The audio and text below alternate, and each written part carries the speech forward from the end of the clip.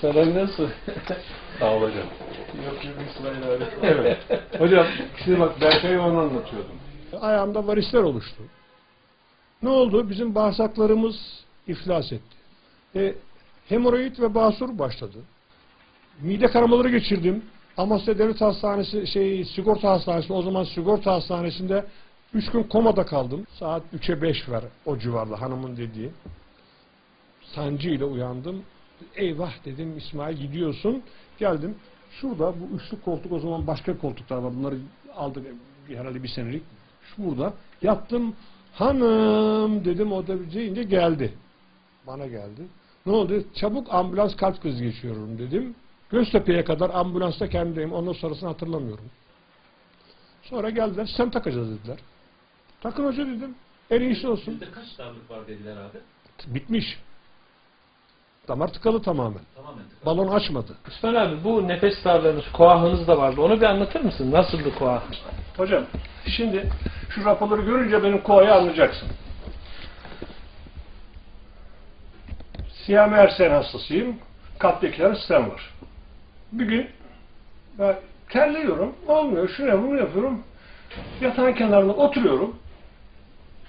Yatarken yoruluyorum. Bak, pijamaya giyen bir şey yok. Yatağın kenarına oturuyorum. Ya yatarken yorulur mu insan? Tabii hep kalpte ediyor sorun. Gittim kardiyola, yani beni ilk tedavi eden o sistemleri takan hocalarım işte 4. kardiyoloji, Siyah Mersek'te. Onlardan da Allah razı olsun yani şeydi. Dedim ki hocam bende böyle bir sorun var. Baktım muayene etti falan. Dedi ki amca bu ondan değil. Neden hocam? Ben yağdar yürümem de aksadı. 1 derecelik rampayı 10 metre yürüyemiyorum. 1 derecelik rampada yürüyemiyorum. Duruyorum, kalıyorum yani. 1 derecelik, şöyle çok hafif bir rampada yürüyemiyorum, kalıyorum. Dedi ki şuraya gönderelim, buraya gönderelim. İşte buraya falan. Hafif sabahları sol tarafıma yattığım zaman bu kalbin üzerine herhalde böyle çok severim. Sol tarafı böyle yayılma için terliyorum, bir ter basıyor. O oluyor, bu oluyor. Tabii yani sabahleyin yani canım kalkmak istemiyor, kalkıp da gidip yürüyüşe gitmek için yürüyemiyorum zaten. Ama bu uzun zamana yayıldı, 4 sene.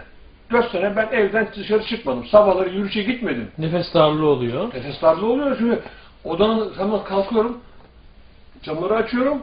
Hanım şimdi kahvaltı yazmış, gidiyorum, o camları da açıyorum. Odanın havası yetmiyor. Süreyya Paşa'ya gönderdiler. Sinem Üngör diyor, Allah razı olsun diyor hoca, uzman. Şimdi o da doçent oldu. Teşhisi koydu. İşte ölçümler, MR'lar, şeyler falan. Kronik bronşit koa. Hocaya bunu anlattım. Dedim ki hocam şimdi dedim işte bu arada bu şikayetler almış dedim. Aortolu ölçtüler dedim. 3,5 seviyesinde, 3,5-4,5 seviyesinde. Genişlik, genişlik. Aortoluk genişlik. Ne diyorsun dedi bu. Yo bırak o işleri bırakacağız artık. Hangi işleri bırakacağız? Bu olmaz. Niye? Dedi ki önce aorta halledeceğiz. Bundan tam 6 ay önce. Tam 6 ay önce. Hadi eve git dedi. Hocam ne oldu dedim yani hani ameliyat dedin. Rapor okumadın mı? Okudum. Dedi 2 milim küçülmüş. Nasıl oluyor dedim. Dedi nasıl olacak dedi. Tıp literatürüne geçtin dedi, girin dedi. Büyüyen aort küçüldü. Ne yapıyorsun? Ne yaptın dedi. Bakın dedim hocam benim bu dedim beni varis ülserinden dedim siz yani bu varis ülseridiniz ameliyat edecektiniz. Önce aort halledeceksiniz. Aort küçülmeye başladı. Hocam dedim ben bu sene ben dedim 4 senedir evden çıkmıyorum. Ben bu sene dedim sabah akşam 1,5 saat yürümeye başladım dedim. Nefes alamıyordum. Yatarken yoruluyordum dedim ya. Kronik bronşit koam iyileşti. Hafif puslu. Evden dışarı çıkmayacaksın. Soğuk. Evden dışarı çıkmayacaksın.